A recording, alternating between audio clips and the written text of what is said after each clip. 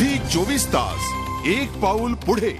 शेतकऱ्यांच्या समस्या पिपाणी या सिनेमातून मांडण्याचा प्रयत्न करण्यात आलाय। गजेंद्र अहिरे दिग्दर्शित हा सिनेमा ब्लॅक कॉमेडी असून मकरंद अनासपुरे, क्रांती रेडकर, रवी काळे यांच्या या सिनेमात प्रमुख भूमिका आहेत। या सिनेमाच्या निमित्तानं त्यांच्या टीमशी केलेली ही खास बातचीत।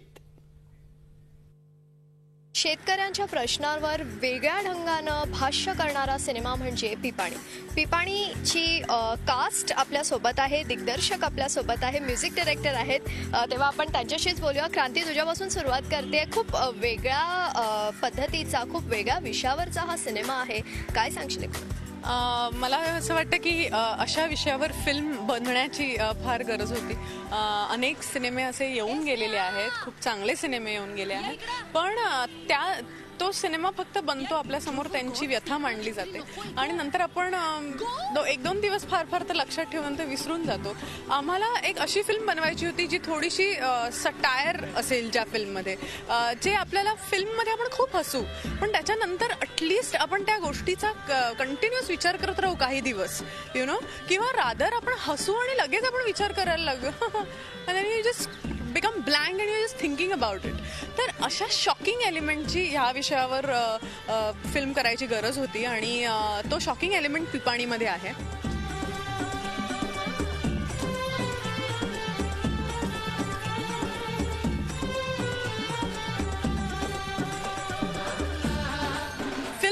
फिल्म आहे आणि फिल्ममधली मी ॲक्ट्रेस आहे।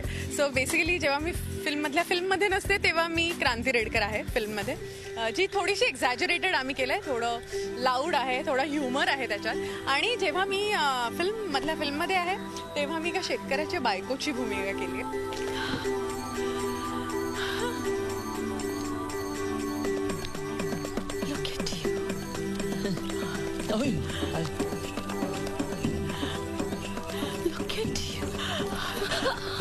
क्रांतीच्या प्रेक्षकांना क्रांतीचा एक वेगळा शेड या सिनेमाच्या माध्यमातून पाहायला मिळेल। गजेंद्रजी, काय सांगाल? खूप इम्पॉर्टंट फिल्म आहे, खूप महत्त्वाचा सिनेमा आहे सामाजिक दृष्टिकोनातनं, पण काय सांगाल?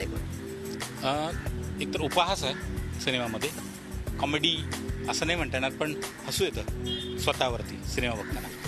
आणि एक जो मी स्टडी केला होता 7-8 वर्षापूर्वी शेतकऱ्यांचं आयुष्य या विषयावर, फार हृदय हेलावून टाकणार होता, मग मी तो पिक्चर थांबवला होता। पण नंतर मी ज्या प्रोसेसमधनं गेलेलो ती प्रोसेस फार माझ्यासाठी, मला स्वतःच हसू यायला लागलं की आपण काय म्हणून कसं बघतो या सगळ्या गोष्टींकडे। मग मला असं वाटलं की हे असं सिनेमात मांडलं तर जो दृष्टिकोन आपला आहे, आणि मग त्या चर्चेतून ते स्क्रिप्ट तयार झालं। या केसाचे, पांढऱ्या केसाचे भाव खाली उतरला, शेतकरी मरल। जादा लालूच चांगली नाही पोरा। कसली लालूच अन्ना? अहो कष्ट आम्ही करायचे, घाम आम्ही गाळायचा आणि मलदा व्यापाऱ्यांनी खायचा। एक फिल्म मेकर हॉलिवूडवरून आली आहे दुःख शोधत। भारतात दुःख आहे, जरा दुःखाचं नीट प्रदर्शन केलं टापटीपणे तो ऑस्कर विस्कर मिळू शकतं, जसं ते मिलियन डॉग काय तो त्याला मिळालं तसं। तर तशा पद्धतीने ती वर्कआउट करायला लागते आणि तो सिनेमा बनवायला लागते आणि ती अभ्यास करते शेतकरी या विषयाचा, महाराष्ट्राच्या ग्रामीण भागाचा, आणि त्यांच्या पीक पाणी करत ते पिपाणी होऊन जातं। ती पिपाणी नाही म्हणत, आपलेच लोक त्याला पिपाणी म्हणू लागतात। आणि मग हळूहळू करत इकडनं आलेली नटमंडळी, ती डिरेक्टर आणि ती जो सिनेमा बनवते त्याचे ॲक्च्युअल कॅरेक्टर्स, त्या सगळ्यांचा एक समोर पट उभा राहतो। आणि त्या सिनेमाच्या शूटिंगची गोष्ट इतकीच असली तरी त्याच्यातून खूप महत्त्वाच्या गोष्टी उलगडत जातात। सामाजिक दृष्टिकोन एक वेगळ्या पद्धतीने, की दृष्टिकोनाचा दृष्टिकोन, एका राष्ट्रात जे 2 देश जगत आहेत, या देशातली माणसं त्या देशातल्या माणसांना कसं बघतायत, त्या देशातल्या माणसांची या देशातल्या माणसांची काय अपेक्षा आहे आणि ते कसे बघतायत, या सगळ्या त्या बघण्याच्या दृष्टिकोनाचा तो सिनेमा झालेला आहे। सिनेमा म्हणजे मी जे बोलतो नाही घाबरून जाण्यासारखं काय नाही आहे, सिनेमा खुशखुशीत आहे, हसणाऱ्याला हसवणार आहे, ज्याला गांभीर्याने बघायचं त्याला गांभीर्याने बघायला लावणार आहे, ज्याला विचार करायचा त्याला विचार करायला लावणार आहे, ज्याला नुसतंच वाह छान असं म्हणायचं त्यासाठी तसंही आहे।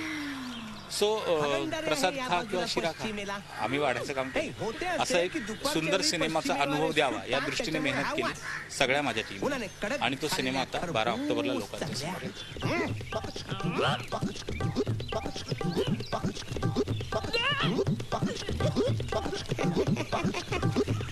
सिनेमामध्ये जो SDO आहे, जो शासकीय अधिकारी आहे ज्याच्यावर खूप जबाबदारी असते त्या ठिकाणच्या ग्रासरूट लेवल पर्यंत जाऊन काम करण्याची, आणि जो काही त्याचा अधिकार काळ असतो तो त्याला अलिप्तपणेच ते सगळं करावं लागतं. तर अशा ठिकाणी साधारणपणे MPSC UPSC मधनं आलेला माणूस जो थोडा बुद्धिमान आहे, ज्याने अभ्यास केलेला, त्याच्या चेहऱ्यावर थोडा अभ्यास दिसतो, त्याची प्रतिभा थोडीफार दिसू शकते, आणि तेवढा निब्बर तो नाहीये असा तो कोणीतरी हवा होता. तो एक कुणीतरी रेग्युलर नट घेऊन, अभिनेता घेऊन मला तो इम्पॅक्ट देता नसता आला कदाचित.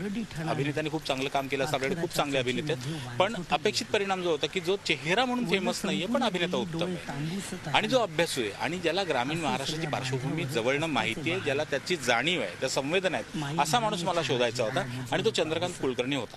तो फिट पाय म्हणायची माझी आला मुजोर पाऊस, तुझं औक्षण करू दे नको पारोसा जाऊस.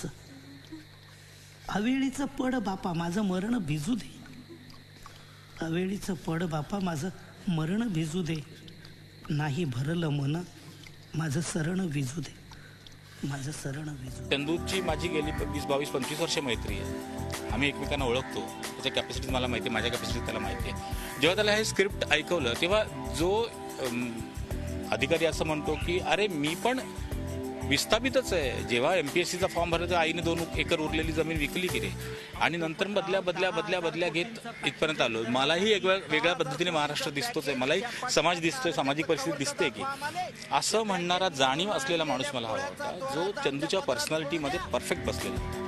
सो चंदूने जेव्हा या भूमिकेला होकार दिला तेव्हाच त्या भूमिकेचं सक्सेस म्हणजे लक्षात आला, आणि चंदूने अतिशय प्रामाणिकपणे त्याच्या अभ्यासवृत्तीने आणि त्याची विद्वत्तापणाला लावून तो रोल अतिशय चांगला केलाय. बनवा चित्रपट थोडा सिस्टीमला, मीडिया आहे ना, मांडा प्रदर्शनांच्या दुःखांचं, दैन्याचं, दारिद्र्याचं, आणि मिळवा पारितोषिक. काय सांगाल एकूणच तुमच्या भूमिकेविषयी आणि सिनेमाचं महत्व किती वाटतं तुम्हाला? गजेंद्रचा आणि माझा ह्या विषयावर जवळजवळ गेले 3 वर्ष आम्ही चर्चा आणि बरंच काही स्क्रिप्ट रवी जे असं आहे ते करायचं आहे हे असं आमचं बरंच वेळा चाललं होतं, पण ते काही कारणास्तव होत नव्हतं किंवा काही अडचणी येत होत्या. स्क्रिप्ट इकडचं तिकडं त्यांनी जसं सांगितलं की खूप त्या प्रोसेसमधून ते गेलेलं स्क्रिप्ट होतं, आणि मग एक दिवस आला तो की आता सिनेमा करायचा आहे, आणि मग त्यांनी सांगितलं मला बघ माझ्याशी असं बोलायचं नाही. परत सांगतो, तुला माहिती मी कोण आहे? मी स्वतः शेतकरी असल्यामुळे किंवा शेतीशी संबंधित असल्यामुळे, माझ्या इतर भाजीच्या व्यवसायामुळे किंवा याच्यामुळे ते सतत सगळे प्रश्न शेतकऱ्यांचे खूप जवळून पाहिलेले आहेत किंवा त्याच्यावर खूप विचार केलेला आहे, आणि अशा विषयावर एक हा जो एक अगदी आपण काय म्हणतो त्या जीवन मरणाचा त्या शेतकऱ्यांचा प्रश्न आहे. आपण चर्चा खूप करतो त्या विषयावर, किंवा बरंच काही सरकारी हे ते इकडे तिकडे बरंच काही योजना वगैरे असतात, पण त्याचा तळागाळापर्यंत ते पोहोचतं का, किंवा लोक बाहेरची लोक त्यांच्याकडे कोणत्या पद्धतीने बघतात.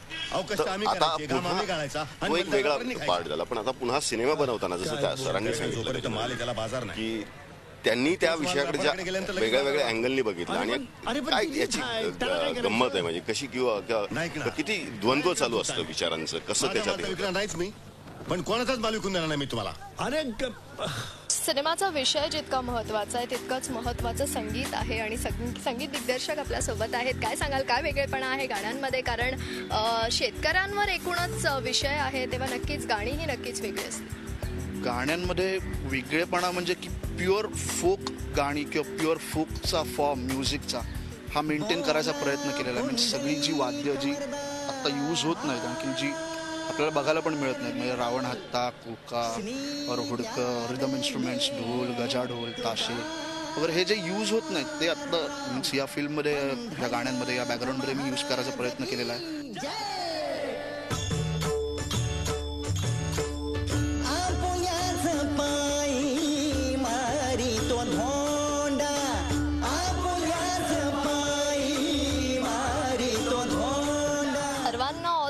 आणि आमच्याशी इतक्या आपुलकीने बोलला त्याबद्दल खूप खूप धन्यवाद. थँक्यू. तेव्हा पिपाणी हा सिनेमा लवकरच तुमच्या भेटीला येतोय. झी 24 ताससाठी व्हिडिओ जर्नलिस्ट पंकज सह जयंती वाघधरे, मुंबई. झी 24 तास, एक पाऊल पुढे.